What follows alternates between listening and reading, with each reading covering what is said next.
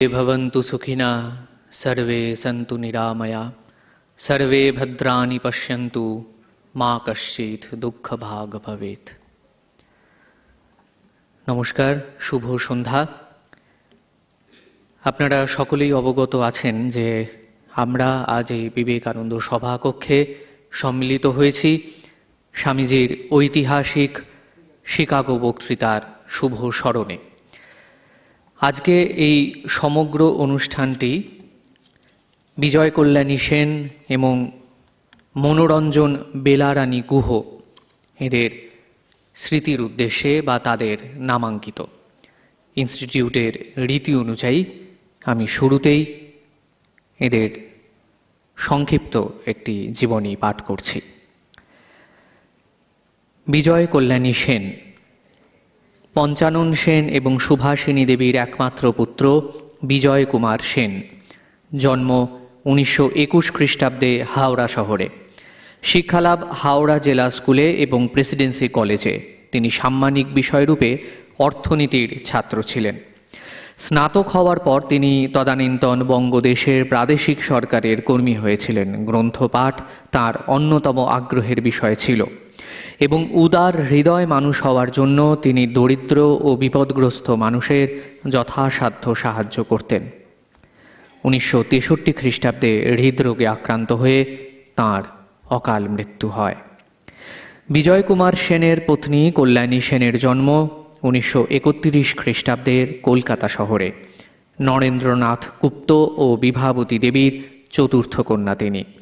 শিক্ষালাভ Binapani girls high school, Bethune college এবং Presidency college. তিনি সাম্মানিক বিষয়ে দর্শনের ছাত্রী ছিলেন। ম্যাট্রিকুলেশন পরীক্ষায় উত্তীর্ণ হওয়ার পর তাঁর বিবাহ হয় এবং 2 সন্তানের জননী হওয়ার পর স্বামীর আগ্রহে তিনি বেথুন কলেজে এবং তারপরে প্রেসিডেন্সি কলেজে ভর্তি হয়েছিলেন। অনিবার্য কারণবশত তিনি যথাসময়ে বিয়ে পরীক্ষা দিতে পারেননি, কিন্তু স্বামীর উৎসাহে 1961-তে প্রাইভেট পরীক্ষার্থী রূপে তিনি স্নাতক হন। স্বামীর অকাল মৃত্যুর পর তিনি প্রাইমারি স্কুলে শিক্ষিকা রূপে কাজ করে সন্তানদের লালন পালন করেছিলেন এবং সেই সঙ্গে লাইব্রেরি সায়েন্সের একটি সান্ধ্য পাঠ্যক্রমে ভর্তি হয়ে নিজের যোগ্যতা বৃদ্ধি করেন। পরবর্তী সময়ে তিনি কিছুদিন পশ্চিমবঙ্গ সরকারের কর্মচারী রূপে এবং সর্বশেষে শিপিং কর্পোরেশন অফ ইন্ডিয়াতে কর্মচারী রূপে কাজ করেছিলেন। শেষোক্ত সংস্থা থেকে তিনি গ্রন্থাগারিক রূপে অবসর গ্রহণ করেন। 2016 সালে দীর্ঘ রোগ ভোগের পর তার জীবনাবসান হয়। এই স্মারক বক্তৃতার পৃষ্ঠপোষক হলেন বিজয় সেন ও কল্যাণী সেনের পুত্র, পুত্রবধূ, কন্যা, জামাতা এবং বিশেষ করে তাঁর পুত্র অধ্যাপক শ্রী প্রবাল কুমার সেন মহাশয়। আমরা ইনস্টিটিউটের তরফ থেকে তাদের সকলকে সাদর অভ্যর্থনা এবং শুভকামনা জানাই। মনোরঞ্জন বেলারানী গুহ। মনোরঞ্জন গুহ অধুনা বাংলাদেশের বরিশাল জেলার জরিনপুর গ্রামে 1914 খ্রিস্টাব্দের সেপ্টেম্বর মাসে জন্মগ্রহণ করেন। পিতা কুমুদ বন্ধু গুহ এবং মাতা চারুবালা গুহ। প্রবেশিকা পরীক্ষার পরে তাকে নানাবিধ কঠিন কর্মে ব্যাপৃত থাকতে হয়। তিনি ছিলেন পরিশ্রমী, দৃঢ়চেতা, অধ্যাবসায়ী এবং ইচ্ছাশক্তি সম্পন্ন মানুষ। তিনি দীর্ঘ 30 বৎসর যাবৎ দামোদর ভ্যালি কর্পোরেশনে জল প্রকল্পে কাজ করেছিলেন। 72 বৎসর বয়সে 1966-র 23শে জুন তার জীবনাবসান হয়। বেলারানী গুহ অধুনা বাংলাদেশের ফরিদপুরের ছাতুর গ্রামে 1923 খ্রিস্টাব্দে জন্মগ্রহণ করেন। তাঁর পিতা শরৎচন্দ্র বসু এবং মাতা চারুবালা বসু। বেলারানীর শিক্ষাগত যোগ্যতা তেমন ছিল না, কিন্তু ব্যক্তিগত জীবনে তিনি ছিলেন খুবই বুদ্ধিমতী ও শিক্ষানুরাগী। তিনি ছিলেন গৃহকর্ম নিপুণা এবং সুদৃঢ় চরিত্র সম্পন্না। মাত্র 41 বৎসর বয়সেই 1964 খ্রিস্টাব্দের 15ই অক্টোবর তার জীবনাবসান হয়। গুহ দম্পতির 2 পুত্র কল্যাণ গুহ, মৃত্যুঞ্জয় গুহ এবং 2 কন্যা পাপড়ি তরফদার ও দুর্গারানী দাস প্রত্যেকেই জীবনে সুপ্রতিষ্ঠিত। এই স্মারক বক্তৃতা তাদের পুত্র শ্রী কল্যাণ গুহের পৃষ্ঠপোষকতায় আয়োজিত। আমরা তাঁকেও সাদর সম্ভাষণ জানাই। আজ বিজয় কল্যাণী সেন এবং মনোরঞ্জন বেলারানী গুহ স্মারক বক্তৃতায় স্বামী বিবেকানন্দের ঐতিহাসিক শিকাগো বক্তৃতার স্মরণে আয়োজিত এই অনুষ্ঠানে স্বামীজির শিকাগো বক্তৃতার প্রেক্ষিতে কিছু ভাবনা এই বিষয়ে আলোচনা করবেন স্বামী বেদনিষ্ঠানন্দজি মহারাজ। সমগ্র অনুষ্ঠানটিতে সভাপতিত্ব করছেন আমাদের ইনস্টিটিউটের পূজনীয় সম্পাদক স্বামী সুপর্ণানন্দজি। একেবারে শুরুতেই শিকাগো ধর্ম মহাসভায় স্বামী বিবেকানন্দের উদ্বোধনী যে ভাষণ সেইটি পাঠ করা হবে ইংরাজি ও বাংলায়। শ্রী পূরব রাও ছেত্রী, সে আমাদের স্কুল অফ ল্যাঙ্গুয়েজেস জার্মান ভাষার ছাত্র, স্বামী বিবেকানন্দের ধর্ম মহাসভায় প্রদত্ত ভাষণ।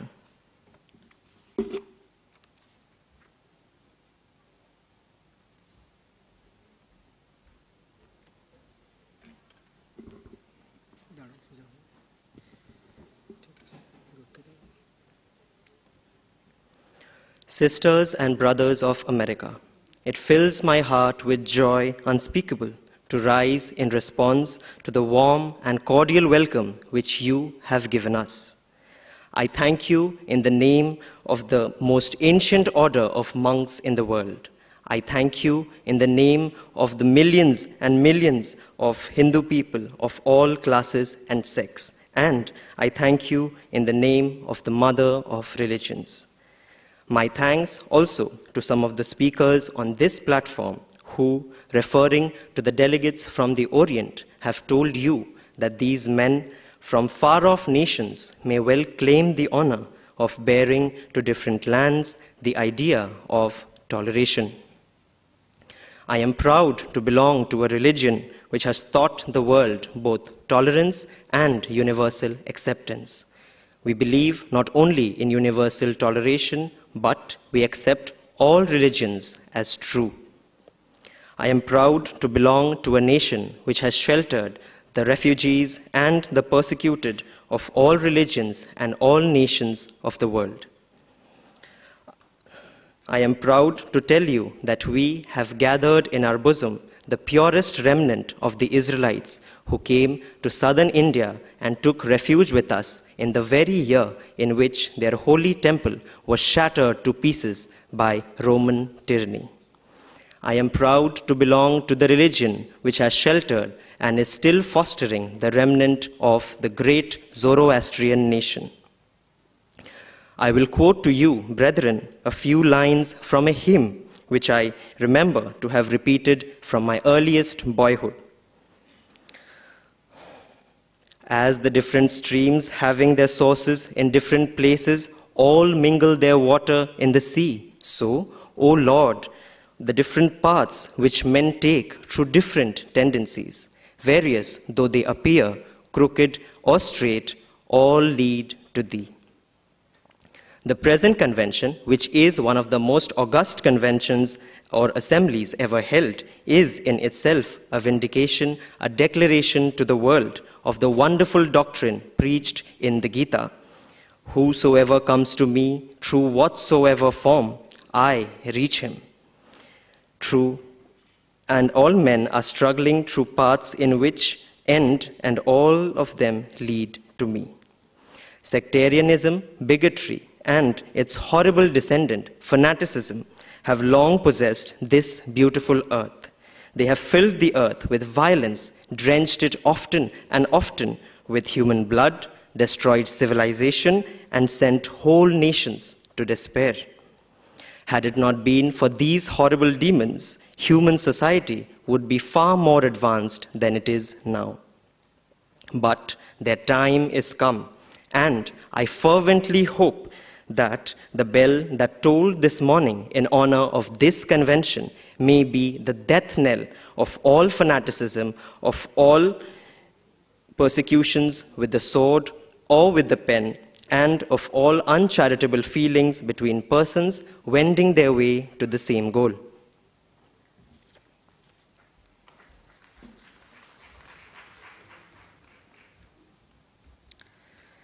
এবারে Shri Janmejay Banerjee, Heritage Institute of Technology থেকে।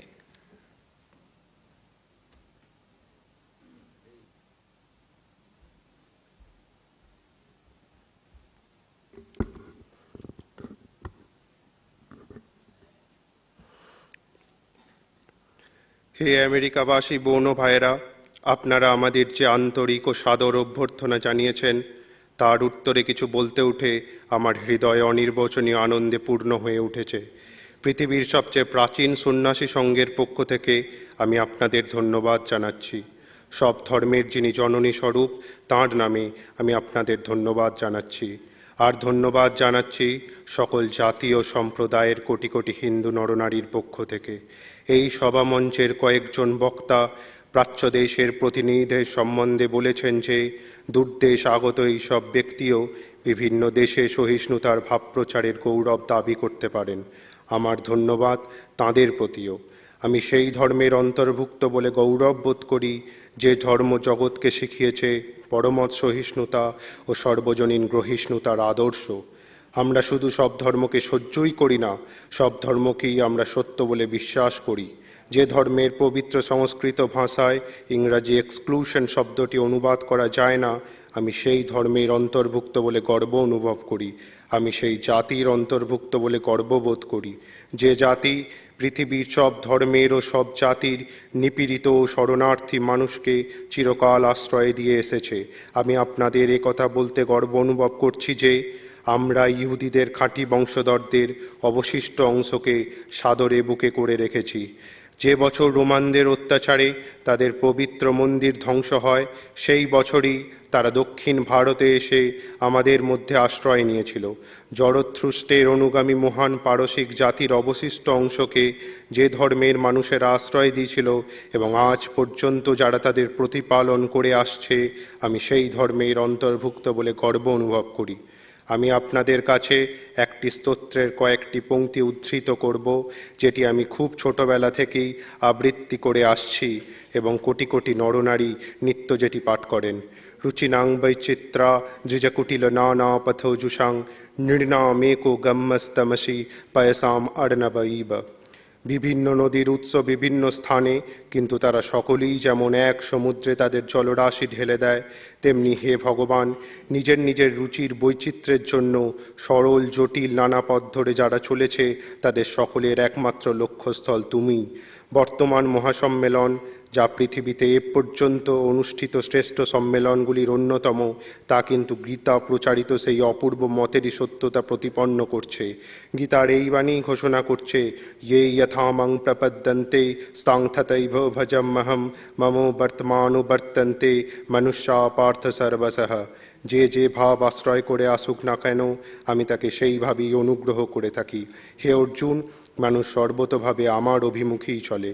সাম্প্রদায়িকতা, গোড়ামি এবং তার ভয়াবহ ফলশ্রুতি ধর্মোন্মত্ততা বহুদিন ধরেই এই সুন্দর পৃথিবীকে গ্রাস করে রেখেছে।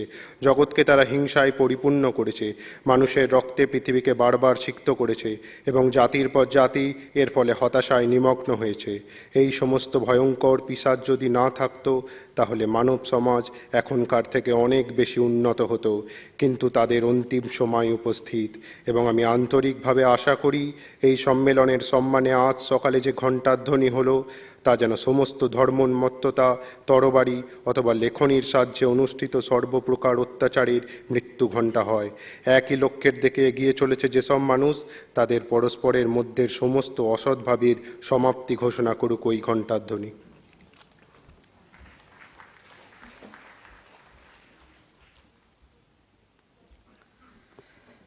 এবারে ঐতিহাসিক বক্তৃতার তাৎক্ষণিক প্রতিক্রিয়া বিষয়ে সেন্ট জেভিয়ার্স কলেজের ছাত্র শ্রী প্রজ্ঞান মিশ্র।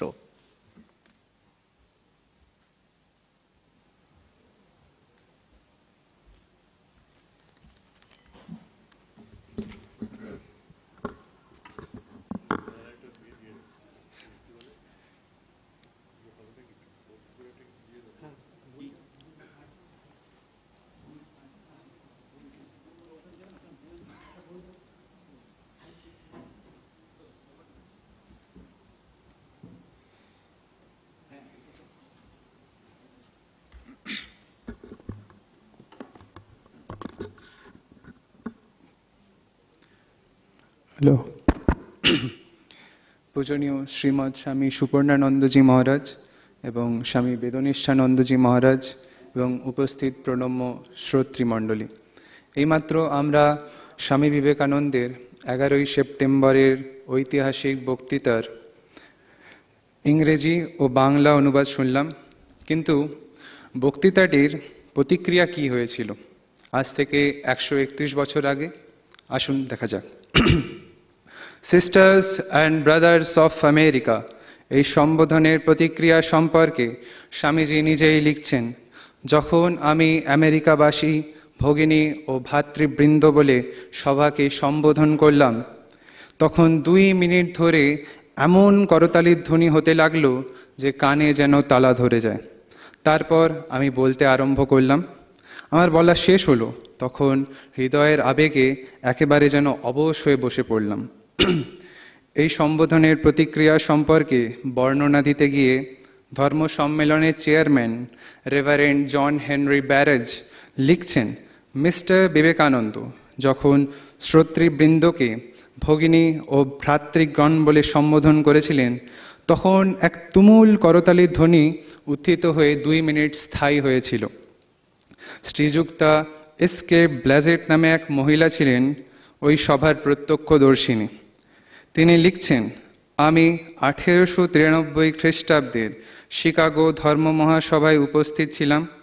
সেই যুবকটি উঠে যখন বললেন, আমার আমেরিকাবাসী বোন ও ভাইয়েরা, তখন 7,000 নরনারী এমন কি একটা জিনিসের প্রতি শ্রদ্ধা নিবেদনের জন্য উঠে দাঁড়িয়েছিল তা তারা ভাষায় প্রকাশ করতে পারছিল না। যখন তার বক্তৃতা শেষ হলো, তখন দেখলাম দলে দলে নারীরা তার সান্নিধ্য লাভের জন্য দলে দলে বেঞ্চি ডিঙিয়ে তার দিকে অগ্রসর হচ্ছে। উপস্থিত সুধীবৃন্দ, স্বামীজির এই ঐতিহাসিক সম্বোধন বাণীর মধ্যেই নিহিত ছিল শ্রীরামকৃষ্ণের শিক্ষার আদর্শ। সব মানুষই ভগবান বা ব্রহ্মের অংশ, তারই সন্তান। সেই জন্য মানুষে মানুষে ভাই বোন সম্পর্ক। স্বামীজি যা বলেছিলেন তা তিনি তার গুরুর কৃপা নিজের অন্তরে অনুভব করেই বলেছিলেন, তাই তার বাণীর এতটা শক্তি। ওই দিন 11ই সেপ্টেম্বর স্বামীজির বক্তৃতার পরও আরও 4টি বক্তৃতা হয়। সকাল ও বিকাল 2 অধিবেশনে মোট 24টি ছোট ও বড় বক্তৃতা হয়। এর মধ্যে স্বামীজির ভাষণের ও তার দিব্য মূর্তিটির স্মৃতি ছিল সকলের কাছে সবচেয়ে জীবন্ত। এর পরিচয় পাওয়া যাবে পরবর্তী অধিবেশনগুলিতে, যেখানে সকল শ্রোতাই বিবেকানন্দের ভাষণের জন্য ঘন্টার পর ঘন্টা অপেক্ষা করে থাকতেন এবং তিনি যখন বলতেন তার প্রত্যেকটি কথা তারা মন দিয়ে শুনতেন। শিকাগোর প্রথম দিনের বক্তৃতায় স্বামীজিকে আমেরিকায় পরিচিত করে তুলল। রাস্তায় রাস্তায় শোভা পেতে লাগলো তার তেজ ও দৃপ্ত ছবি। আমেরিকার পত্রপত্রিকাগুলি তার উচ্ছ্বসিত প্রশংসা করল। দি হেরেন্ড পত্রিকা লিখল, ধর্ম মহাসভায় বিবেকানন্দই অবিসংবিতরূপে শ্রেষ্ঠ ব্যক্তি। দি বস্টন ইভিনিং ট্রান্সক্রিপ্ট লিখল, ভাবরাশির চমৎকারিত্ব ও চেহারার প্রভাবে তিনি মহাসভায় অত্যন্ত জনপ্রিয়। তিনি শুধু মঞ্চের একদিক থেকে অপর দিকে হেঁটে গেলেই হাততালি পেয়ে থাকেন এবং হাজার হাজার লোকে সেই সুস্পষ্ট প্রশংসা তিনি বিন্দুমাত্র গর্ব প্রকাশ না করে শিশুসুলভ সারল্যেই গ্রহণ করে থাকতেন। স্বামীজি এত জনপ্রিয় হয়ে উঠেছিলেন যে ধর্ম মহাসভায় তার বক্তৃতা থাকত সবার শেষে।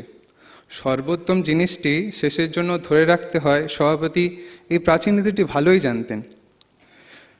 দি ডেইলি হেরেন্ড পত্রিকা 1894 খ্রিস্টাব্দে 11ই এপ্রিল লিখেছেন, কার্যক্রমের শেষ মুহূর্তেই বিবেকানন্দকে বক্তৃতা দিতে দেওয়া হতো।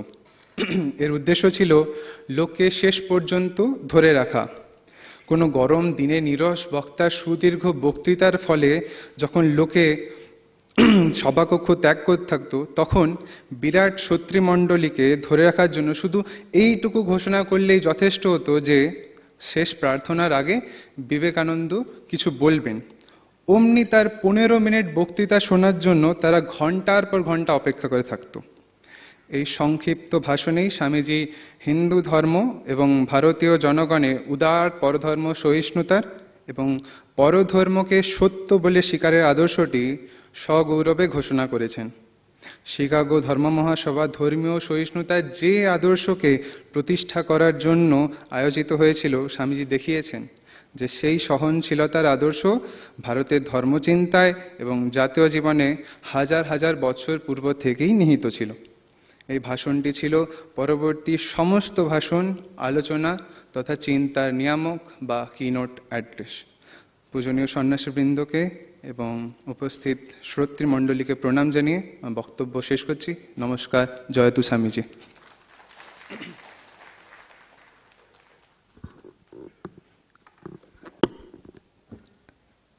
সমকালের প্রেক্ষিতে স্বামীজির শিকাগো বক্তৃতার প্রাসঙ্গিকতা আলোচনায় শ্রীমতী অনুষ্কা দত্ত।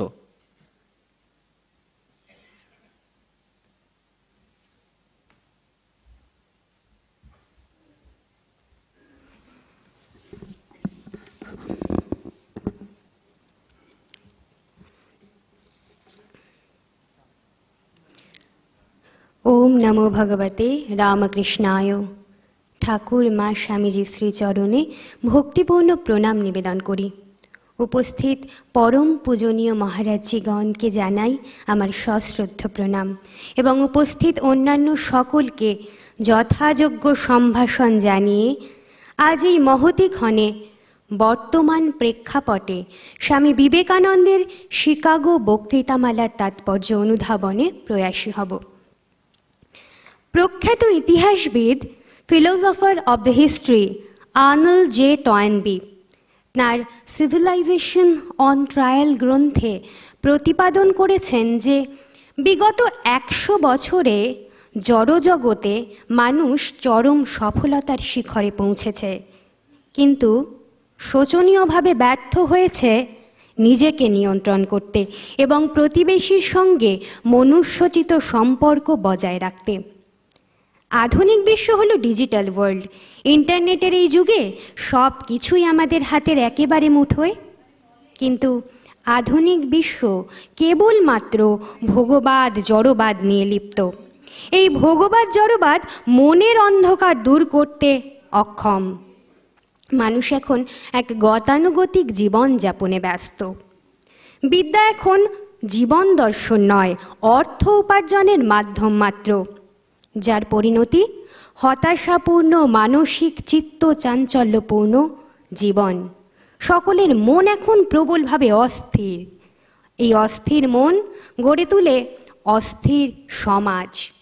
স্বার্থপরতায়, হিংসায় উন্মত্ত করে তুলছে বিশ্বকে। 1893 সালের 11ই সেপ্টেম্বর আমেরিকার শিকাগো শহরে কলম্বিয়া হলে বিশ্ব ধর্ম মহাসভায় স্বামী বিবেকানন্দ বিশ্ববাসীর সম্মুখে এক চিরন্তন আলোর দিশা দিয়েছিলেন। বক্তৃতার সময়ের নিরিখে প্রথম বক্তৃতাটির সময়সীমা 5 মিনিট হলেও প্রাসঙ্গিকতায় তা ছিল কালজয়ী। ভোগবাদ, জড়বাদ, সর্বস্বতায় গর্বিত পাশ্চাত্য, আর অপরদিকে হতশ্রদ্ধ, পরাধীন, আত্মবিস্মৃত ভারতবাসী হৃদয়ে জাগরণ ঘটেছিল এক নবচেতনার। বিশ্ববাসী পেল এক অমোঘ দিব্য জীবন দর্শন। শিকাগোর ধর্ম মহাসভার উদ্বোধনী ঘণ্টা বেজে ওঠার মধ্য দিয়েই স্বামী বিবেকানন্দ বিশ্ববাসীর সমক্ষে বীর দর্পে উন্মোচন করলেন মানবতার দিব্য স্বরূপকে। স্বামীজি শ্বেতাশ্বতর উপনিষদ থেকে শ্লোক উদ্ধৃত করে বললেন, শৃণ্বন্ত বিশ্বে অমৃতস্য পুত্রাহা আয়ে ধমানি দিব্যানি তস্তুঃ। শোনো হে অমৃতের পুত্রগণ। সকলকে তিনি অমৃতের পুত্র বলে সম্বোধন করলেন আর তিরস্কার করে বললেন, মানুষকে পাপী বলাই মহাপাপ। আজ আমরা অমৃতের সন্তান তা ভুলে গিয়েছি বলেই সকলের মধ্যে এত হিংসা, দেশ, হানাহানি, যুদ্ধ। যখন আমরা সকলকে অমৃতের পুত্র বলে মনে করতে পারবো, তখন তো কারো প্রতি আমার কোনো বিদ্বেষ ভাব থাকবে না। সকলকে আমি আমার আপন জন বলে মনে করব। তাদের মত পথ এগুলির মধ্যে যে আপাত বিরুদ্ধতা আছে বলে মনে হয়, সেগুলি থেকেই আমি সত্য উন্মোচনের চেষ্টা করব। কি সেই সত্য? একত্বের সত্য। একম সদ্বিপ্রা বহুধা বদন্তি। একটি মাত্র সত্য রয়েছে, তাকে আমরা বিভিন্নভাবে বলি মাত্র। এই বহুত্বই গিয়ে মিলছে একত্বে। স্বামীজি শিবমহিম্ন স্তোত্র থেকে কয়েকটি পংক্তি ইংরেজিতে অনুবাদ করে বলেছিলেন, রুচিনাম বৈচিত্র দ্বিজকুটিল ননপথজুষাম নৃণামেকগম্যস্তমসি পয়সামর্ণবৈবা। অর্থাৎ বিভিন্ন নদী যেমন বিভিন্ন পথ দিয়ে গিয়ে সাগরে মেশে, তেমনি বিভিন্ন ধরনের মানুষ তাদের রুচির বিভিন্নতা অনুযায়ী বিভিন্ন পথ গ্রহণ করলেও লক্ষ্য কিন্তু সেই এক, সাগরে মিশে যাওয়া। সাগর তো কখনোই বলে না যে আমি এই নদীটিকে গ্রহণ করব, ওই নদীকে করব না। তো আমাদের সকলের লক্ষ্য তাই। কিন্তু আমরা কি করছি? আমরা এই লক্ষ্যের কথা ভুলে গিয়ে পথের যে বিভিন্নতা তা নিয়েই মাতামাতি করছি, পথ চলার প্রাসঙ্গিকতা ভুলে গিয়েছি। স্বামীজি উল্লেখ করেছিলেন সর্বধর্ম গ্রহিষ্ণুতার কথা, অর্থাৎ সকল ধর্মে যা কিছু ভালো রয়েছে তা আমরা গ্রহণ করে সকলে মিলে শাশ্বত লক্ষ্যের দিকে পৌঁছে যাব। আমার মনে হয় শুধু ধর্মের ক্ষেত্রেই নয়, সব ভালো কাজের ক্ষেত্রেই এই পরমতের প্রতি শ্রদ্ধা থাকা প্রয়োজন। স্বামীজি বললেন, the Christian is not to become a Hindu or a Buddhist, nor a Hindu or a Buddhist to become a Christian, but each must assimilate the spirit of the others and yet preserve his individuality and grow according to his own law of growth. স্বামীজির America ধর্ম মহাসভার উদ্ঘোষিত অমোঘ বাণী প্রভাবিত করেছিল বিশ্বের চিন্তাবিদদের চিন্তাধারাকে। এ প্রসঙ্গে Paris শহরে 1993 খ্রিস্টাব্দের 8ই October UNESCO director general Federico মেয়রের ভাষণের কথা উল্লেখ করা যেতে পারে। তিনি 1993 সাল থেকে ঠিক 100 বছর আগে স্বামীজির চিন্তাধারার সাথে বর্তমানে ইউনেস্কোর সাদৃশ্যাবলী দেখে বিস্মিত হয়েছিলেন। বর্তমান সংঘাতময় বিশ্বে প্রতিনিয়ত মানবতার যে অবক্ষয় ঘটে চলেছে তা থেকে পরিত্রাণ দিতে পারে এবং সকলের মধ্যে শান্তি সমন্বয় প্রতিষ্ঠা করতে পারে স্বামীজির বক্তৃতাতে উদ্ধৃত কিছু কথা। বিবাদ নয় সহায়তা, বিনাশ নয় পরস্পরের ভাব গ্রহণ, মতবিরোধ নয় সমন্বয় ও শান্তি, help and not fight, assimilation and not destruction, harmony and peace and not dissension. পরিশেষে বলা যায়, এই যুগসন্ধিক্ষণে দাঁড়িয়ে স্বামী বিবেকানন্দের সনাতন চিন্তারাজির বাস্তবায়নই যে সকল সমস্যা সমাধানের একমাত্র পথ, এ বিষয়ে কোনো দ্বিমত থাকে না। জয়তু স্বামীজি মহারাজ, নমস্কার।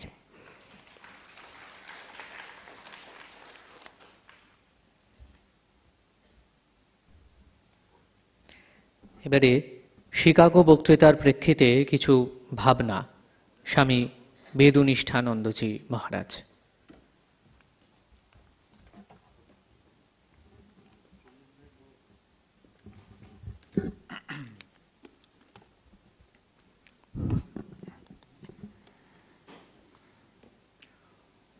ओम नमः श्री यतिराजाय विवेकानंद सूरे सच्चित सुख स्वरूपाय स्वामिने तापहारिणे।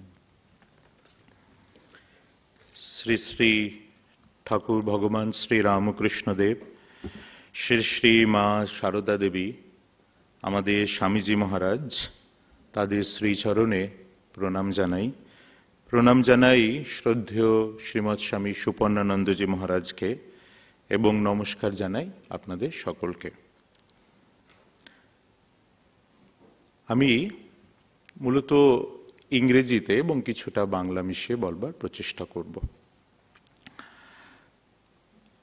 স্বামী বিবেকানন্দের ধর্ম মহাসভায় শিকাগো আমেরিকায় যে বক্তৃতাগুলি দিয়েছিলেন তার মূল সুর হল ধর্ম সমন্বয়, এবং এই ধর্ম সমন্বয়ে মূর্ত বিগ্রহ ছিলেন তাঁর গুরুদেব ভগবান Shri Ramakrishnadev. 11 September 1893 Chicago, United states of আমেরিকাতে তো ধর্ম মহাসভার আনুষ্ঠানিক উদ্বোধন হয়েছিল, কিন্তু তার অনেক আগে এই ভারতবর্ষের মাটিতে অতি নিকটের দক্ষিণেশ্বরের কালী মন্দিরে সেই ধর্মসভা রক্ত মাংসের একটি মূর্ত রূপ নিয়ে বিরাজ করছিলেন। স্বামীজি যা কিছু বলেছেন বিশ্ববাসীর সম্বন্ধে, যা আজ আমরা 131 বছর পরে বারবার খুব গর্ব এবং আনন্দের সাথে স্মরণ করছি, তা কেবলমাত্র ভগবান শ্রী রামকৃষ্ণদেবের কথাই নয়। এই মানব সভ্যতায় যে যখন সেই পরম সত্যকে উপলব্ধি করেছেন, তিনি সকল ধর্মের সেই সমন্বয়ের কথাই বলেছেন। ভারতবর্ষের সেই প্রাচীন ঋষিরা, যাদের নাম আমরা জানি না, তাদেরই উচ্চারণ একম সদ বিপ্রা বহুধা বদন্তি। তাই এই যে বিষয়টি harmony of religions, Shri Shri Thakur এবং মূলত স্বামীজি মহারাজের দৃষ্টি দিয়ে কিছুটা আমি আপনাদের সামনে আলোচনা করার চেষ্টা করব।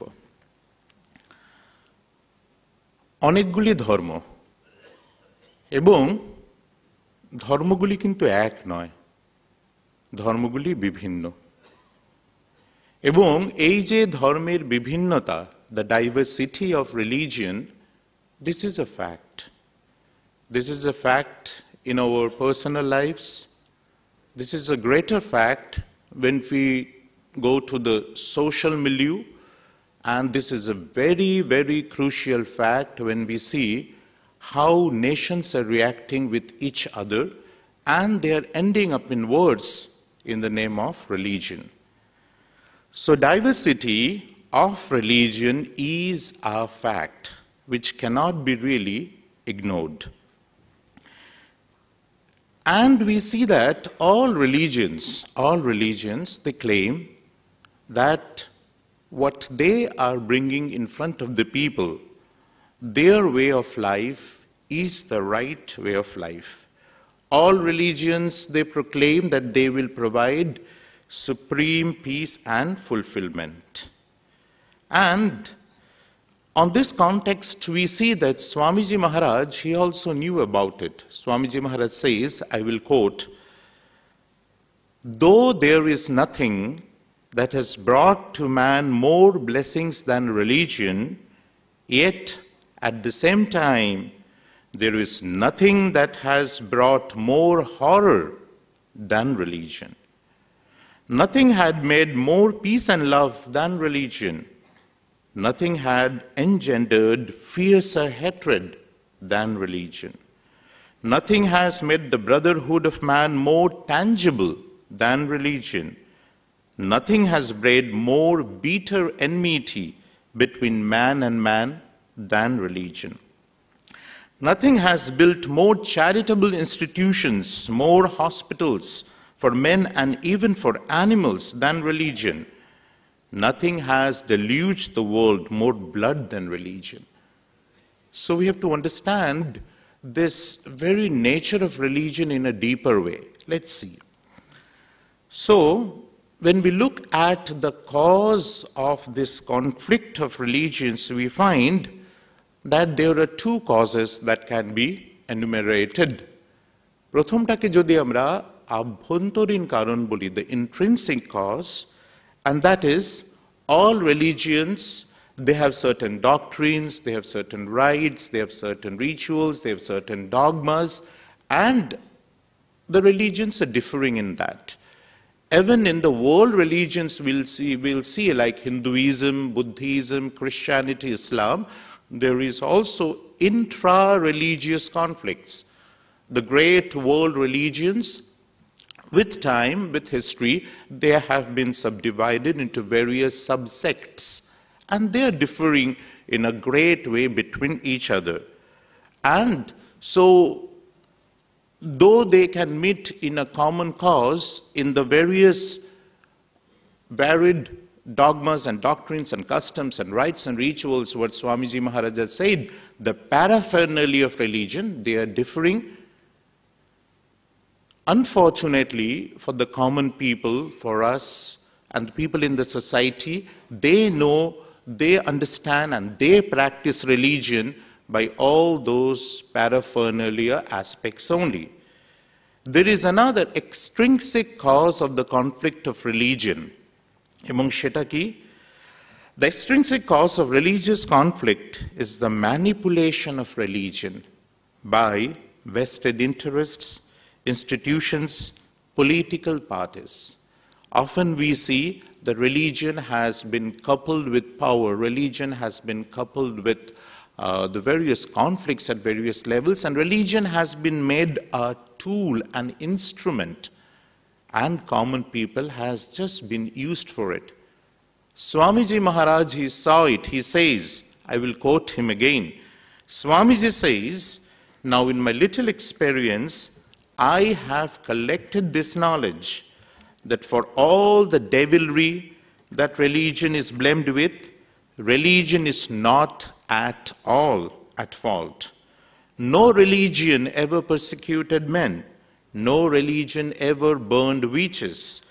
No religion ever did any of these things. What then incited people to do these things? Politics, but never religion. And if such politics takes the name of religion, whose fault is that? Swamiji says it. So if we try to understand why these differences, then we will see that often people will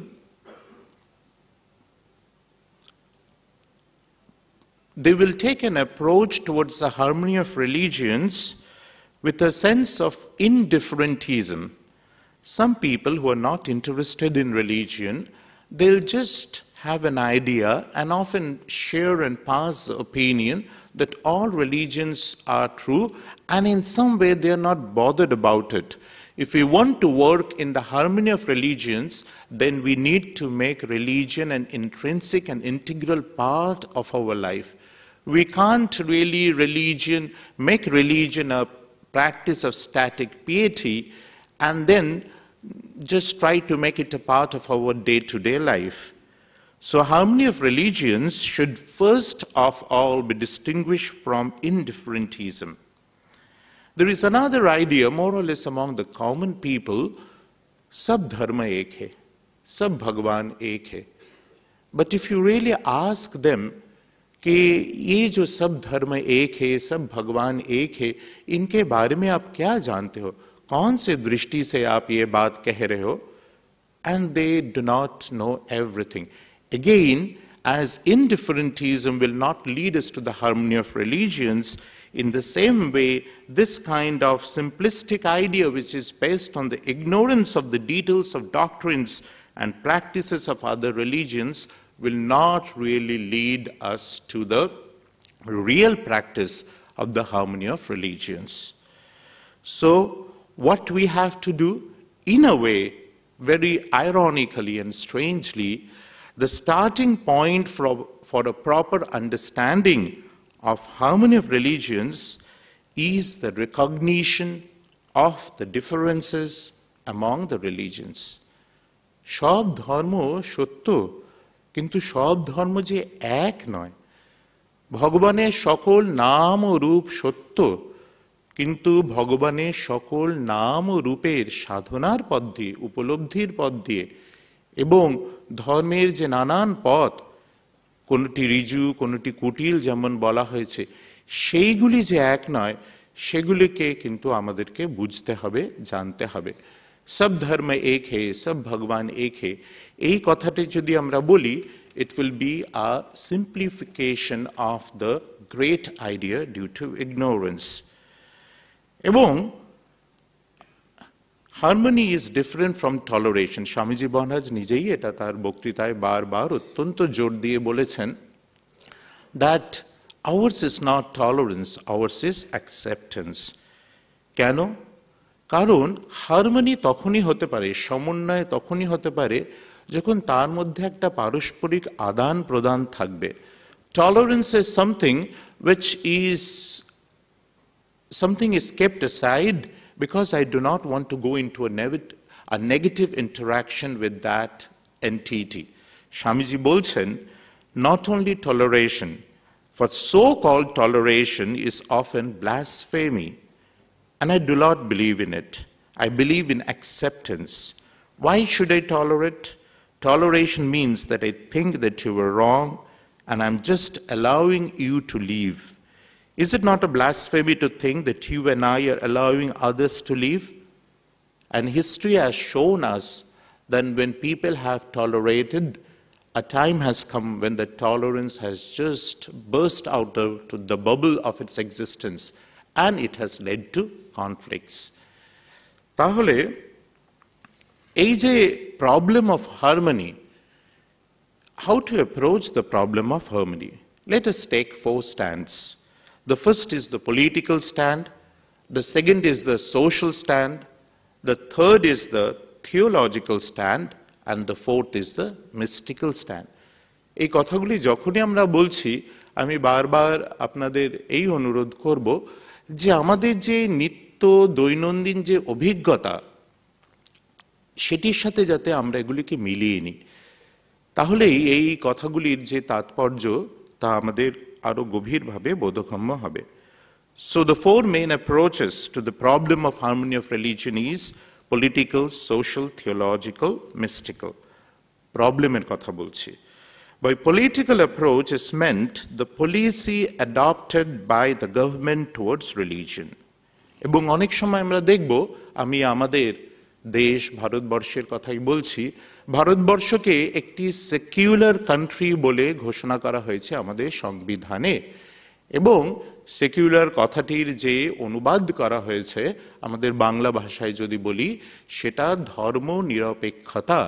এবং যারা আমাদের এই স্বাধীন ভারতবর্ষের যারা রচয়িতা, তাদের মধ্যে অন্যতম ডক্টর সর্বপল্লী রাধাকৃষ্ণন, তিনি বলছেন যে we have, আমি এক্স্যাক্টলি ভার্বাটিম কোট করছি না, তিনি বলছেন যে we have actually misunderstood the concept of secularism of independent India. আমাদের ধর্ম নিরপেক্ষতা মানে সকল ধর্ম এই দেশে সহ অবস্থান করবে, সকল ধর্ম অবলম্বীদের মধ্যে একটি সমন্বয়ে একটি সম্প্রীতির ভাব থাকবে। Secularism is not to forget religion, secularism is not to take out religion from our lives. তাই এখানে আমরা দেখি যে পলিটিক্যাল অ্যাপ্রোচের ক্ষেত্রে অনেক সময় religion has not been given the due place that it should have been. একটি দেশ কেবলমাত্র রাজনীতি দিয়ে তৈরি হয় না। একটি দেশ যখন তৈরি হয়, তা বিশেষ করে ভারতবর্ষের মতন দেশের পশ্চাতে সহস্র সহস্র অব্দের একটি সংস্কৃতি রয়েছে, এবং সেই সংস্কৃতির দিকে তাকালে স্বামীজি মহারাজ বলছেন যে এটি বলাই বাহুল্য, অত্যন্ত স্পষ্ট হয়ে যায় যে ভারতবর্ষে প্রাণ হলো ধর্ম, এবং সেইটিকেও আমরা যখন নতুন স্বাধীন দেশ আমরা তৈরি করব এবং ধীরে ধীরে সেই দেশকে আমরা অগ্রগতির পথের দিকে নিয়ে যাব, তাহলে সেই ধর্ম, সেই যা আমাদের প্রাণ, তাকে আমাদের জীবনের সাথে ওতপ্রোত করতেই হবে। What is the problem of the harmony of religions in the social milieu? Social approach is the one normally followed by common people, society, যাদেরকে আমরা পাবলিক বলছি, সামান্য লোক, জনসাধারণ লোক, আমি, আপনি, আমরা সবাই, যাদের বিশেষ করে যখন আমরা ভিড়ের মধ্যে মিশে থাকি, আমাদের আলাদা করে কোনো আইডেন্টিটি নেই, কিন্তু আমরা এই শহরে থাকি, আমরা এই রাজ্যের মানুষ, এই দেশের মানুষ, তারা ধর্মকে কিভাবে দেখেন? Left to themselves, common people would live in peace with their neighbors, whatever be their religion or faith. এবং আমি একটি ডকুমেন্টারি দেখছিলাম, এবং সেখানে অযোধ্যা যে শহর রয়েছে, তাতে যে অযোধ্যাবাসীদের তাদের নানান ওপিনিয়ন সংগ্রহ করা হচ্ছিল, এবং তারা বললেন যে আমরা আগেও হিন্দু মুসলমান একসাথে সম্প্রীতির ভাব নিয়েছিলাম, এবং আমরা এখনো একসাথে সম্প্রীতির ভাব নিয়ে হিন্দু মুসলমান অন্য সবাই আমরা একসাথে রয়েছি। And when someone was asked, he said, that is how we have to live. If we don't live in harmony, we just can't exist, because for them harmony of religions is not a topic of a talk from the stage. From them harmony of religions is not a subject they write a book. For them harmony of religions is not a topic of a dissertation of a thesis. For them harmony of religions is something which they have to live in their day-to-day life, because the people of other religions are their neighbors. ওরা একসাথে থাকেন, একসাথে তাদের ছেলেমেয়েরা স্কুলে যান, হাসপাতালে তারা একসাথে যান, ইত্যাদি ইত্যাদি ইত্যাদি। So when we look at the society as such, we will see, and we talk to the common people as such, we will see they want harmony of religions, and they're living with the spirit of harmony of religions. Theological approach.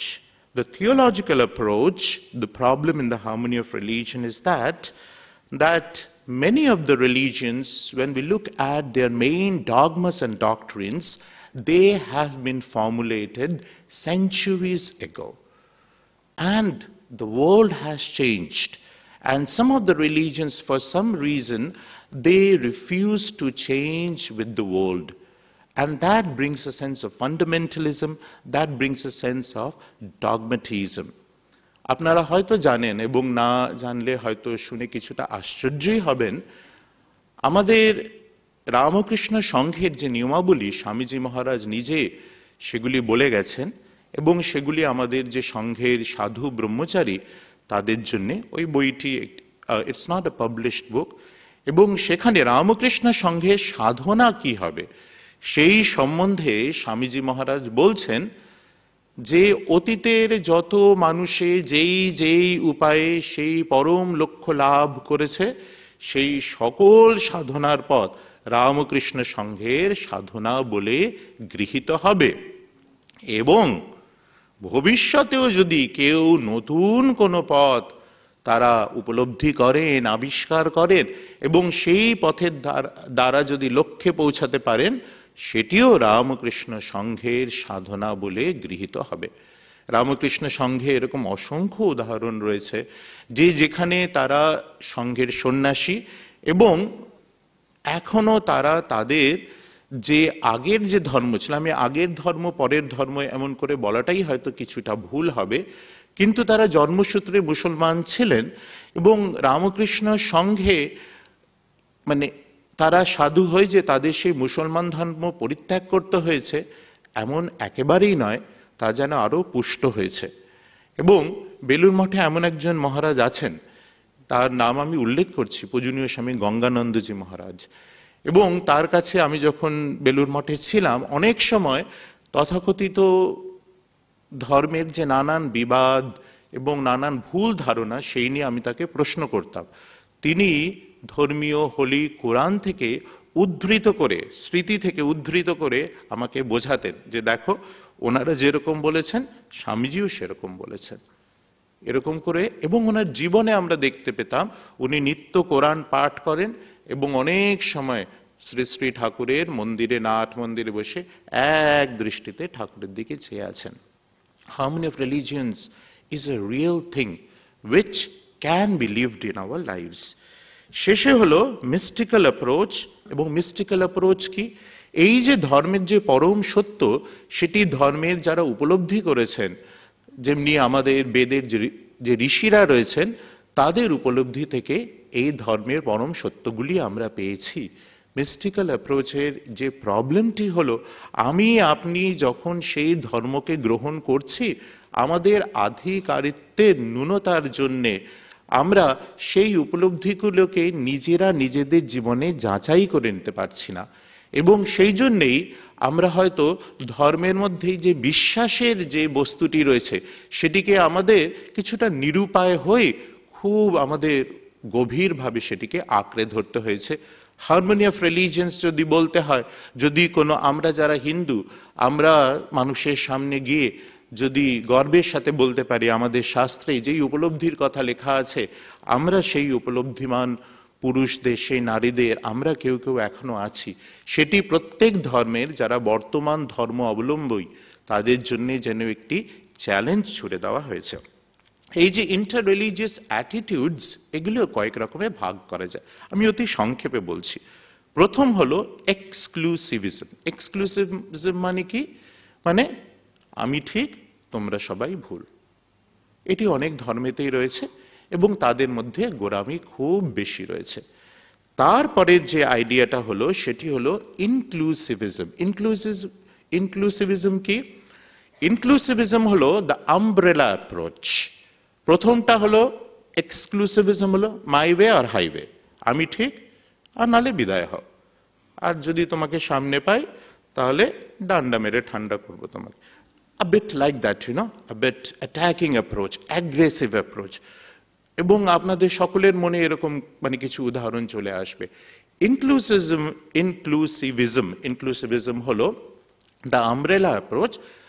তুমিও ঠিক ঠিক মানে বুঝতে পারছো না, এই আমি যেরকম করে বলছি, আমার ধর্মের দৃষ্টি দিয়ে যদি তুমি তোমার ধর্মটিকে দেখো, তাহলে তোমার ধর্মকে তুমি আরো ভালো করে বুঝতে পারবে। সেই এসো তোমাকে বুঝিয়ে দিই।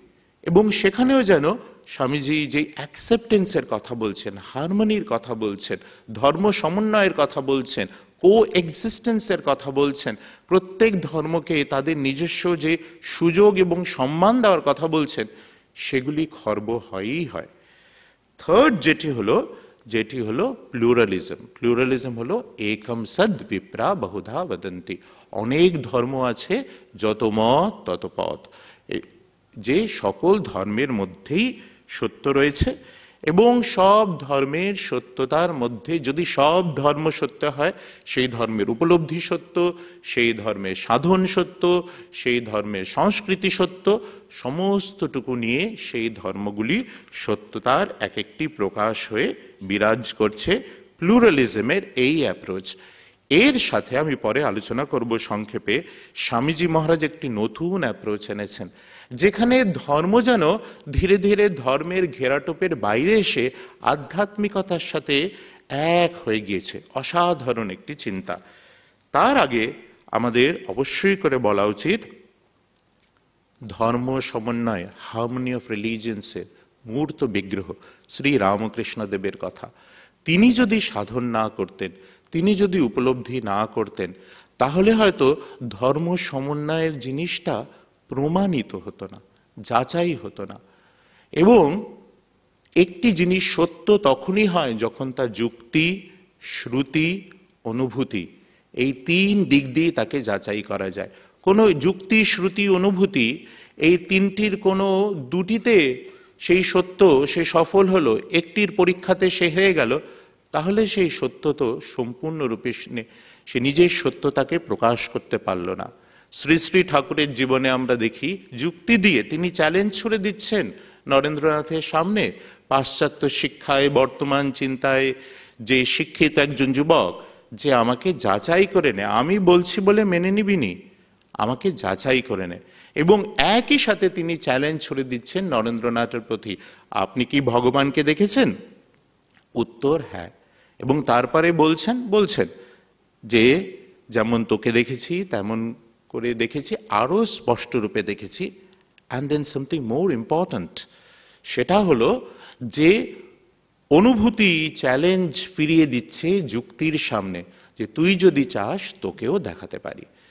তাই ভগবান শ্রী রামকৃষ্ণ দেবের জীবনে, শ্রী শ্রী ঠাকুরের জীবনে ধর্ম সমন্বয় একটি সর্বসম্মত শ্রুতি, যুক্তি, অনুভূতির দ্বারা প্রমাণিত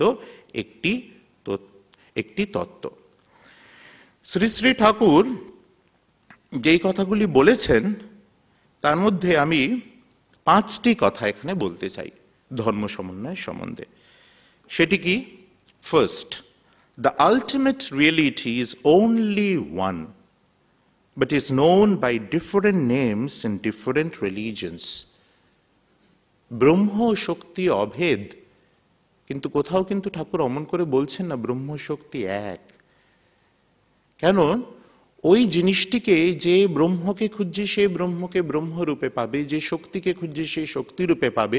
এবং কেউ যদি ব্রহ্ম শক্তিকে একভাবে উপলব্ধি করতে চায়, সে তেমন ভাবে পাবে। সেই জন্যে মূল যে জিনিসটা, the ultimate reality is only one, but is known. আমাদের যে বুদ্ধি, আমাদের যে মন, আমাদের যে সাধনা, তাতে যে পরম সত্যের যে প্রতিফলন হবে, তার মধ্যে বিভিন্নতা ছিল, বিভিন্নতা আছে, বিভিন্নতা থাকবে। একম সদ বিপ্রা বহুধা বদন্তি। The ultimate reality is only one, but is known by different names in different religions. Second, realization of the ultimate reality is the true goal and purpose of human life. অন্ধের হস্তি দর্শনের মতন যে যেমন দেখেছে, লাটু মহারাজ বলছেন, একজন জিজ্ঞাসা করছেন এত গোলমাল কেন? লাটু মহারাজ বলছেন, ওরে বুঝলিনি, যে যেমন দেখেছে সে তেমন বুঝেছে, সে তেমন বলছে করে। এবং শ্রী শ্রী মা বলছেন, ঠাকুরের কথা নাও, ঠাকুর একজন দেখালো, সব দেখেছে। এবং সেই জন্যেই realization of the ultimate reality is the true goal and purpose of human life. যদি আমি আপনি হারমোনি অফ রিলিজিয়ন্সকে সত্যি উপলব্ধি করতে চাই, আমাদের কিন্তু সেই উপলব্ধির যে প্রয়াস, তার দিকে যেতেই হবে।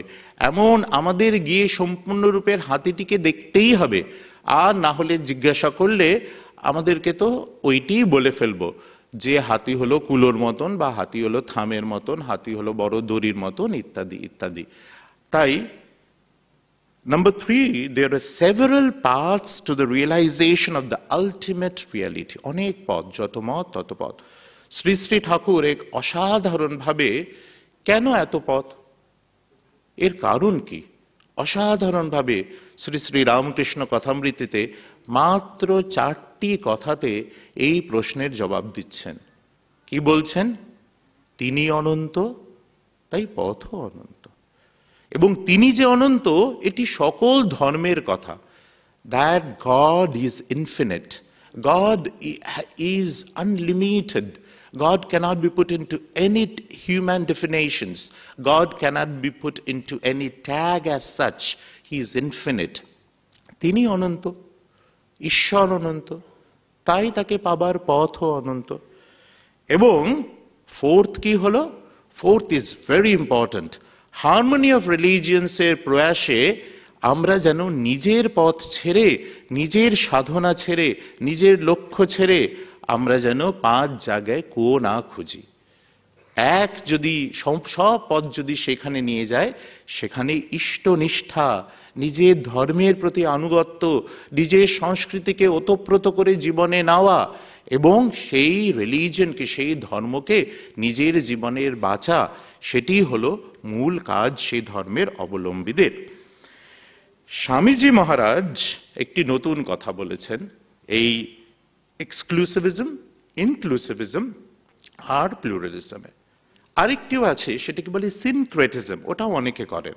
সিনক্রেটিজম হলো একটা কোলাজের মতন, এই ধর্মের এই ভালো আছে, ওই ধর্মের এই ভালো আছে, সমস্ত কিছু ভালো নিয়ে আমি একটা ধর্মের বুকে মতন তৈরি করলাম। আগে প্রয়াস করেছিলেন কোনো কোনো ধর্মের অনুসারীরা, সেটি টেকেনি। কেন টেকেনি? Because religion is not a dissertation that you present in front of people. Religion is realization. তাই ওই সিনক্রেটিজম ব্যাপারটা টেকেনি। তাহলে স্বামীজির এই যে doctrine of universal religion, Swamiji universal রিলিজিয়নকে ডিফাইন করেছেন 3 রকম ভাবে। ওই কথাটি বলে আমি শেষ করবার চেষ্টা করব। আমার কাছে এখনো 10 মিনিট আছে, মহারাজ যেই সময় বলেছেন শুনছে। The 3 concepts of universal religion, and the third concept, মানে যখন আমরা কিছু শুনি, পড়ি, দেখি, এখন একটা মডার্ন ট্রেন্ড রয়েছে যে মহারাজ অনেক তো বললেন, what is the take away message, মূল কথাটা কি বলতে চাইছিলেন, কি নিয়ে যাব? হ্যাঁ, গিয়ে হোয়াটসঅ্যাপে কোনটা টাইপ করে আমি চারিদিকে দেব। The third one will be the takeaway message. It's for all of us. But the first ones. The first concept of Swamiji's universal religion. First, I'll quote Swamiji. Religions of the world are not contradictory or antagonistic. They are but various phases of one eternal religion. One eternal religion, religions are parts of it. that one eternal religion is applied to different planes of existence, is applied to the opinions of various minds and various races. There never was my religion or yours. One infinite religion existed all through eternity and will ever exist. And this religion is expressing itself in various countries in various ways. So what is the first concept of Swamiji's universal religion? Sheta holo, universal religion is one eternal religion. Dharma ek, ananto, shashvato, chirantan. Representing the religious consciousness of humanity, which manifests itself in different places as different religions. Ek, এবং স্থান কাল পাত্র অনুযায়ী গুরুরা এসে অবতাররা এসে সেই সময়ের মানুষের অনুযায়ী সেই সময়ের যুগ ধর্ম, please take notice of the word yuga dharma, যুগ সেই সময়, the religion of the age, তাদের জন্য বলে যাচ্ছে। সেই জন্যে ঠাকুরের কথা নবাবী আমলের টাকা বাদশাহী আমলে চলে না। মানুষ যদি বদলে যায়, মানুষের জীবনের যে আধার যা তাকে ধারণ করবে, ধর্ম ধারায়তি ধর্ম, তাকেও বদলাতে হবে। এবং so the first concept is যে এক সে অনন্ত শাশ্বত ধর্ম যুগে যুগে মানুষের প্রয়োজন অনুযায়ী তা প্রকাশিত হয়েছে গুরুদের, অবতারদের, সন্তদের মধ্যে দিয়ে।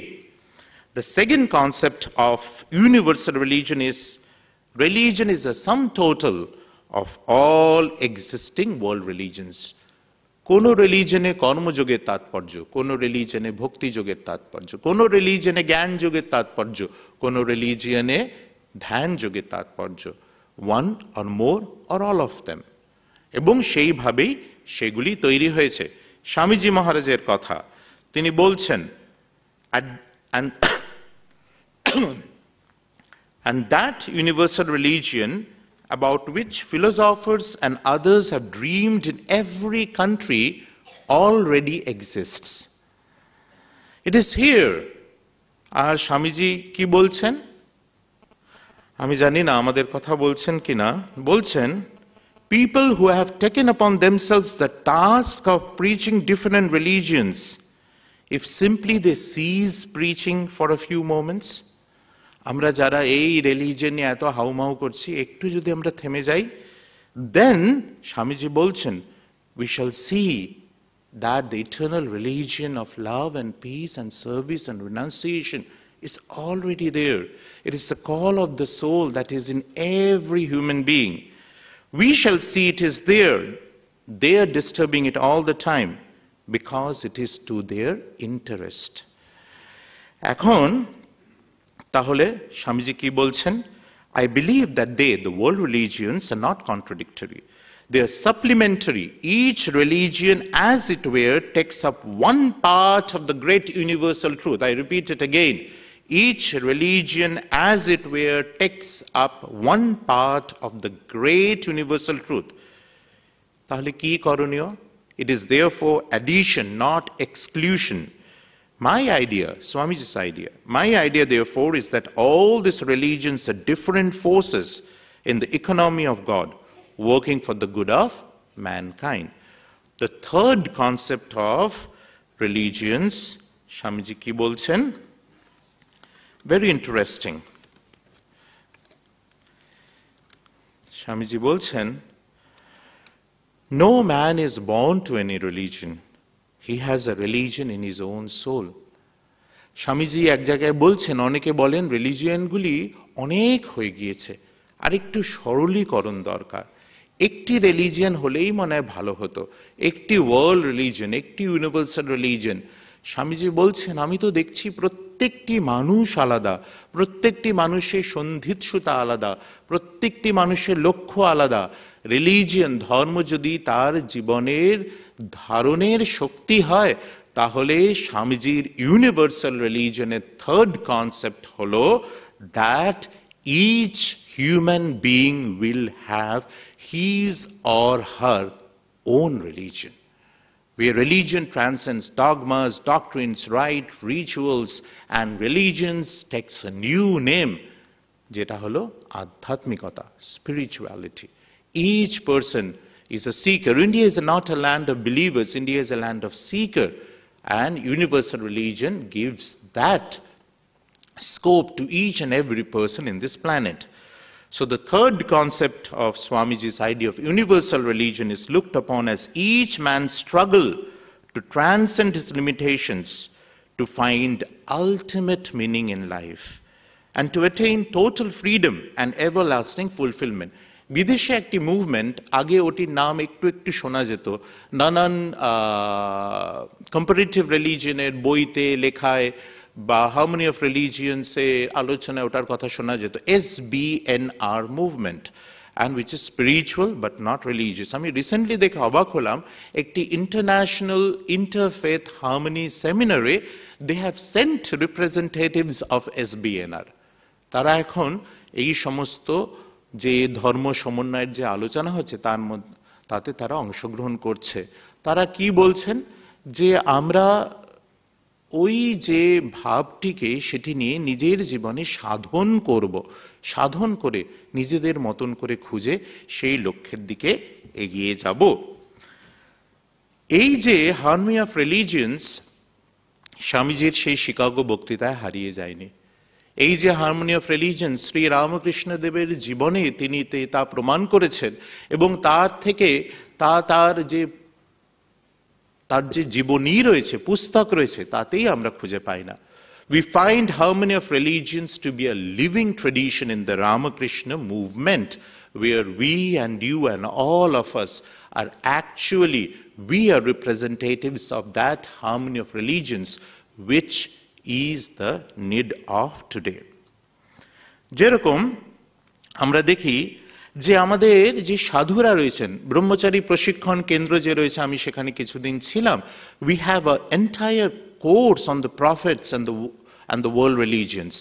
আমাদের ট্রেনিং সেন্টারে ভগবান বুদ্ধ, ভগবান যীশু খ্রিস্ট এবং তাদের ওপরে সেমিনার হয়, সারা দিনের সেমিনার। শ্রীকৃষ্ণের ওপরে সেমিনার হয়, শ্রী রামচন্দ্রের ওপরে সেমিনার হয়, শ্রী চৈতন্যের ওপরে সেমিনার হয়, একই সাথে ভগবান বুদ্ধ এবং ভগবান যীশু খ্রিস্টের উপর সেমিনার হয়। ব্রহ্মচারীরা তারা অসাধারণ সংক্ষিপ্ত প্রতিবেদন তাতে রাখেন।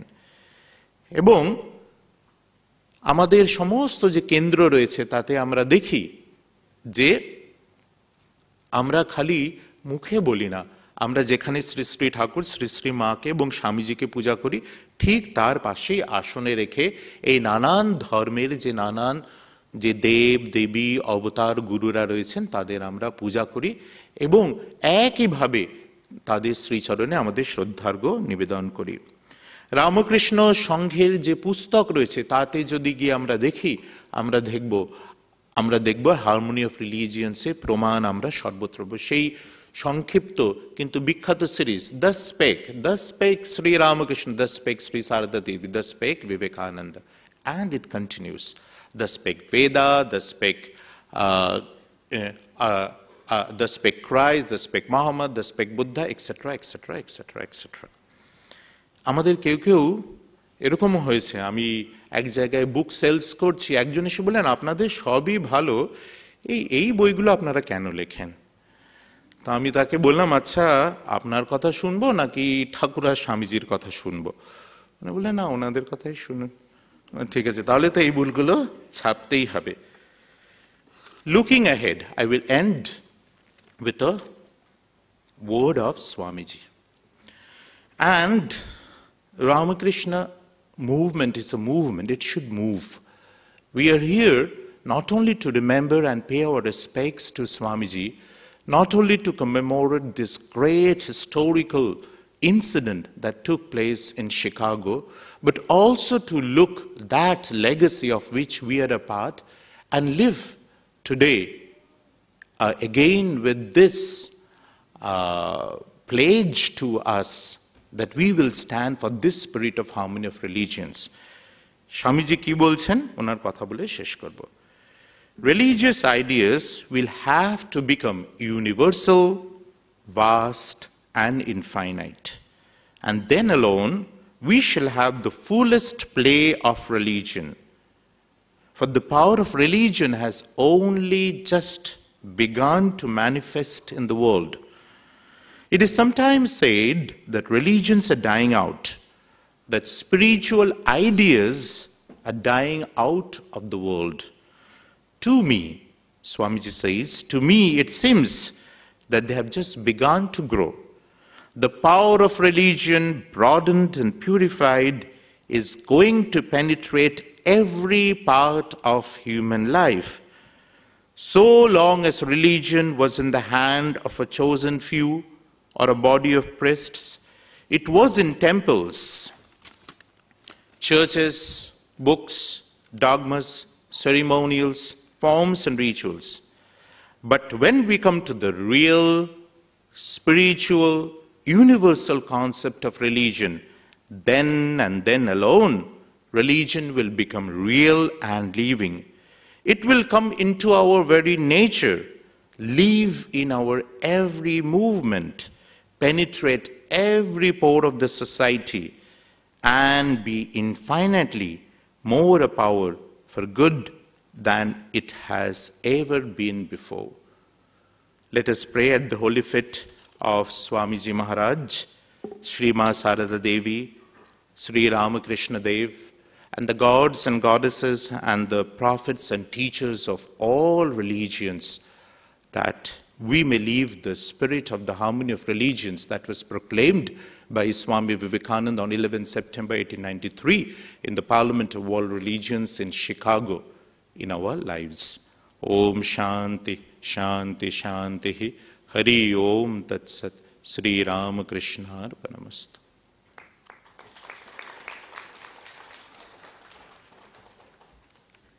এবারে সভাপতির ভাষণ শ্রীমৎ স্বামী সুপর্ণানন্দজি মহারাজ।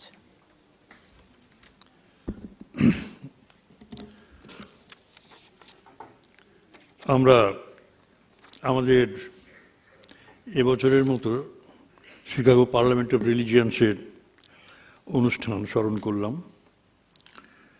এবং আমি প্রথমেই ধন্যবাদ জানাই পুরো রাও ছেত্রী, শ্রী জন্মেজয় ব্যানার্জি, শ্রী প্রজ্ঞান মিশ্র, কুমারী অনুষ্কা দত্ত, এদের সবাইকে।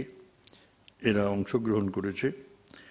আর এখনই we just hard a very pedantic discussion on Chicago Parliament of Religions and mainly Harmony of Religions from Swami Vedonishtanandaji. It is inspiring, no doubt. Some of you might have noted some of the brilliant explanations of the ideas. Now, it is really a matter of great concern for us. So we can talk of the harmony of religions, and that is the central theme of today's discussions on any religion. Any religion, by any religion I mean any sect, be it Christianity, Islam,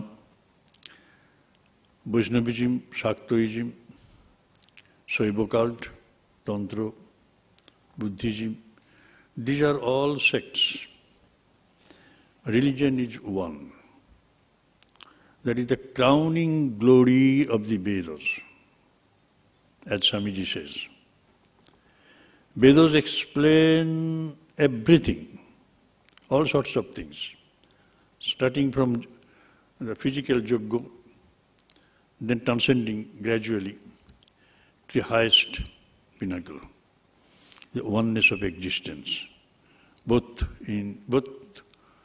could be seen in the inanimate world and the living world. So this is a great fact. আমি আপনাদের একটা কথা বলি, parliament of religions কেন অনুষ্ঠিত হয়েছিল সেটা একটা হিস্ট্রি আছে, পরিপ্রেক্ষিত একটা রয়েছে। কারণ ওয়ার্ল্ড ফেয়ার শুরু হয়েছিল আমাদের কলম্বাসের আমেরিকা আবিষ্কারের 400 বছর উদযাপন উপলক্ষে। সেখানে পার্লামেন্ট অফ রিলিজিয়াসের কোনো কনসেপ্ট ছিল না, কিন্তু ওই প্রেসিডেন্ট, ওয়ার্ল্ড ফেয়ার তার প্রেসিডেন্ট ছিলেন ডক্টর বনি, উনি লয়ার ছিলেন, বিখ্যাত লয়ার। তো তিনি বললেন যে আমরা যে দৃশ্যটা দেখতে পাচ্ছি এখন, অনেকেই আজকাল আর চার্চে যাচ্ছে না। চার্চে যারা যাচ্ছে তারাও সেকুলার সাবজেক্ট নিয়ে হিউম্যানিস্টিক অ্যাপিল সব করছে, অর্থাৎ আমাদের মানুষের জন্য, ভালোর জন্য কাজ করতে হবে, সাহায্য করতে হবে মানুষকে। রিলিজিয়নকে বাদ দিয়ে তারা চিন্তা ভাবনা করছে, এবং এটা খুব ওদের কাছে পেইনফুল মনে হলো। উনি বললেন যে আমার কাছে খুব পেইনফুল মনে হলো যে আমরা এদের পারছি না, we cannot take them to Jesus and his preaching. আচ্ছা, এই অবস্থা তো প্রত্যেক দেশের মানুষদের ভেতরে ঢুকে পড়েছে আজকাল, প্রোগ্রেসিভ আইডিয়া যে we can serve others, we can serve others, that is our immediate duty, ব্যাস। We do not bother about religious ideas. তখন ঠিক করা হলো যে ঠিক আছে, দেখা যাক, আমরা হয়তো পারছি না, কিন্তু এখানে তো পৃথিবীতে অনেক রিলিজিয়াস সেক্টস রয়েছে, রিলিজিয়ান রয়েছে, তারা কি কেউ পারবে না? আসুক না, দেখা যায় না। সুতরাং সকলকে জড়ো করে আমরা যদি একটা চিন্তা ভাবনা করি, সেই উদ্দেশ্য নিয়ে তারা শুরু করেছিলেন। এবং দেখা গেল, আমরা শুনেছি সবাই, দীর্ঘকাল নীরস বক্তৃতা সব দিয়ে দিয়ে গেছেন।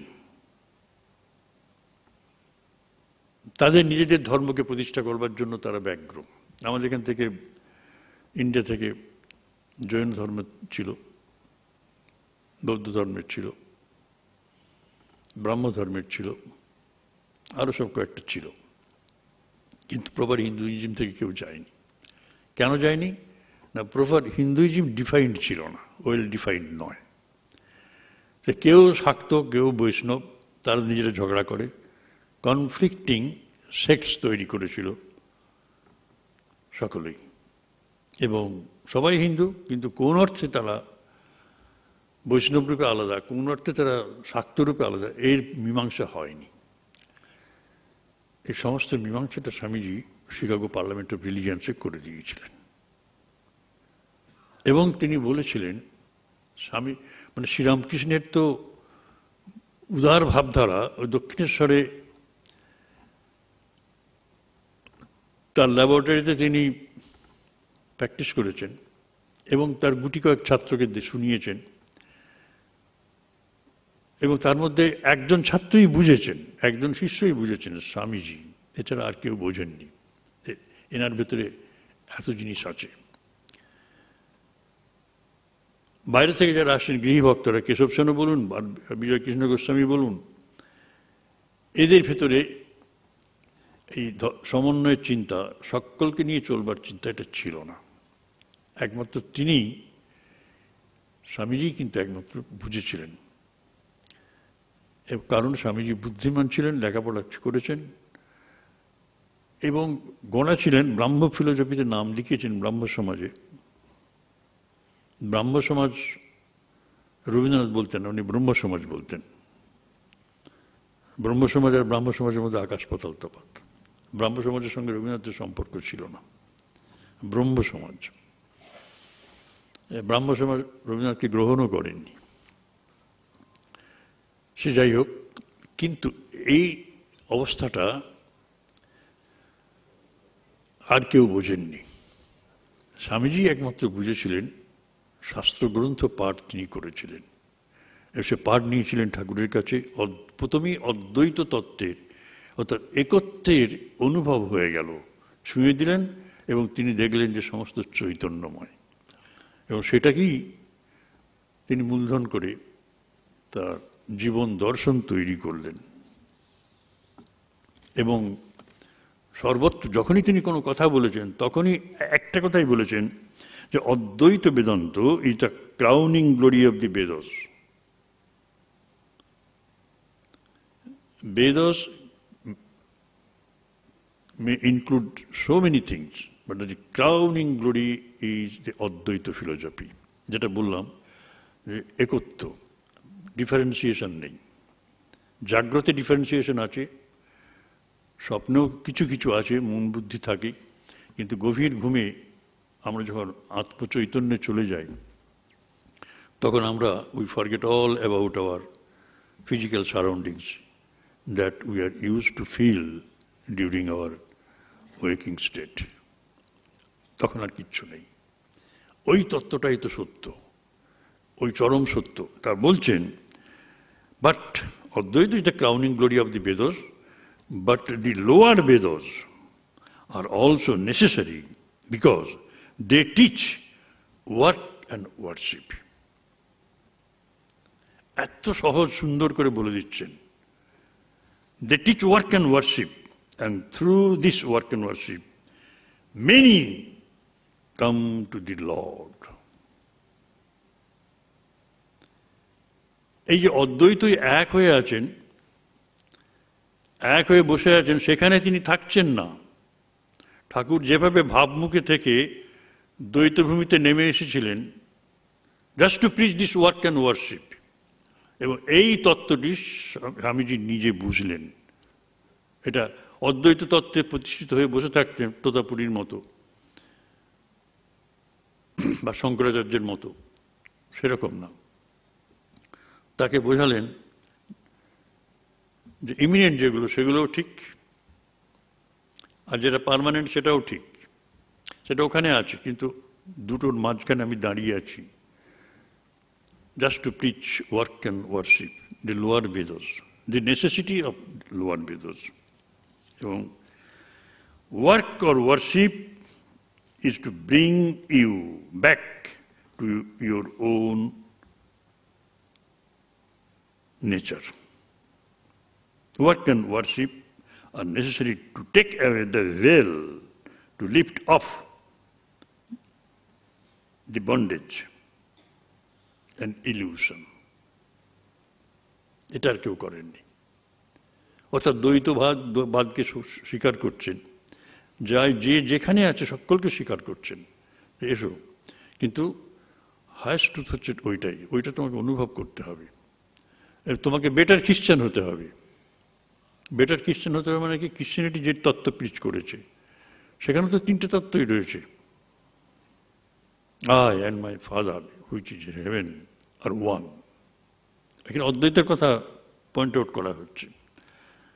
তা সে যাই হোক না কেন, কিন্তু আমাদের সামনে যেটি আমাদের বিশেষ করে মনে রাখবো সেটা হচ্ছে যে স্বামীজি আমাদের শুনিয়ে যাচ্ছেন যে আমাদের সামনে, আপনারা যারা বসে আছেন, আমাদের সামনে, সকলের সামনে কিন্তু মেজর দুটো গোল আছে। We must abide by these two goals. আমাদের গৌরবের স্থান আছে বিশাল, সে বিশাল পবিত্র ঐতিহ্য আছে, তার ধারণা করাটা, এই জিনিসটা আমাদের বুঝতে হবে, অন্তত ইন্টেলেকচুয়ালি এই ধারণা করতে হবে এবং প্রতিষ্ঠিত করতে হবে নিজেদের জীবনে থ্রু ওয়ার্ক অ্যান্ড ওয়ার্শিপ। এটা আমরা অনেক সময় ক্লাসে বলি, অনেকভাবে বলেছি।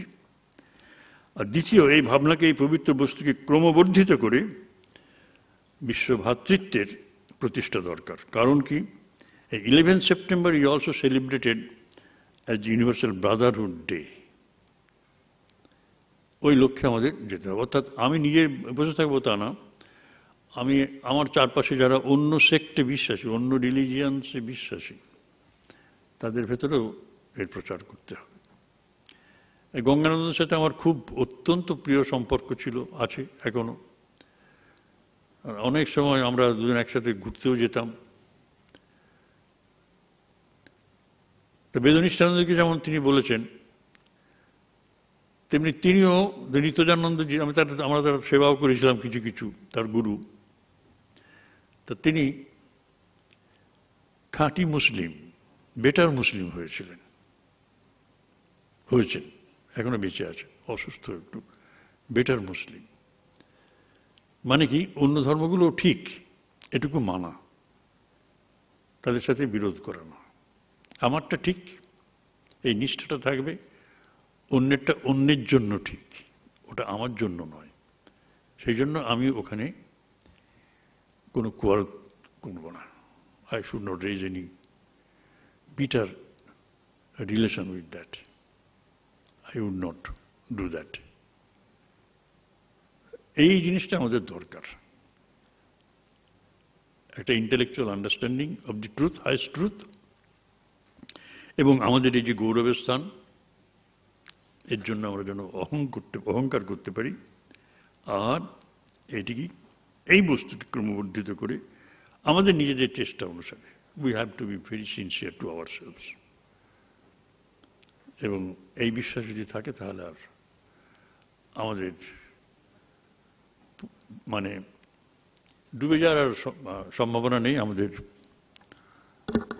পরিত্রাণের পথ পরিষ্কার হবে। আজকের এই শুভ দিনে আপনাদের সকলের কাছে এই নিবেদন যে আপনাদের নিজেদের ধর্ম নিজেদের কাছে যেমন সত্য, অন্যের ধর্ম অন্যদের কাছে সত্য, এই সিম্পল ট্রুথটুকু স্বীকার করে নিয়ে সেইভাবে থাকা। আমাদের তো গতকাল চার পাঁচজন এসেছিলেন মুসলিম বন্ধু, আমাদের সঙ্গে প্রচুর আলোচনা হলো আমাদের ঘরে। They also sincerely want that the present situation shall go. This enormity of this intolerance that has to go somehow or other. সবাই বিশ্বাস করে, কেউ তো নিজের জীবনটাকে বাজি রেখে ঘুরতে পারে না, চিন্তা ভাবনা করতে পারে না। দেখতে পাচ্ছি তো, all sensible persons feel it. This unbearable situation must go. Jamaat কি জানো, জামাত ইসলাম না, Ahmadiyya Muslim community, very good people they are really. সবাই চেষ্টা করছে, ওদের মধ্যেও সেন্সিবল পারসনস আছে, ক্রিশ্চিয়ানিটি তো রয়েছে। এবং গঙ্গানন্দজি, উনি তো রুমেতে নমাজও করেন, মুসলিম হয়েছে, কি আছে, ঠাকুর মন্দিরে তিনি ঠাকুরের দিকে চেয়ে আছেন, ওই ফিলিংটা রয়েছে। তিনি যখন রামকৃষ্ণের মন্দিরে প্রবেশ করছেন, তখন তিনি বুঝতে পারছেন যে মোহাম্মদ রামকৃষ্ণের ভেতরে রয়েছে। আর আমরা যখন কোনো বুদ্ধের মন্দিরে যাচ্ছি, আমরা বুদ্ধের মধ্যেই রামকৃষ্ণ রয়েছে। আমরা এটা দিই, বুদ্ধকে আমরা তখন প্রমিনেন্স দিচ্ছি, বুদ্ধের মধ্যেই রামকৃষ্ণ আছেন। ওরা যখন আমাদের রামকৃষ্ণ টেম্পলে আসছে, ওরা বলছে রামকৃষ্ণের মধ্যে বুদ্ধ রয়েছেন। এই ফিলিং না থাকলে তো মুশকিল, আমরা কোথাও যেতে পারবো না। আপনাদের সকলকে শুভেচ্ছা রইল। এই কটি কথা বলে আজকের এই সভার সমাপ্তি ঘোষণা করছি। জয় মা।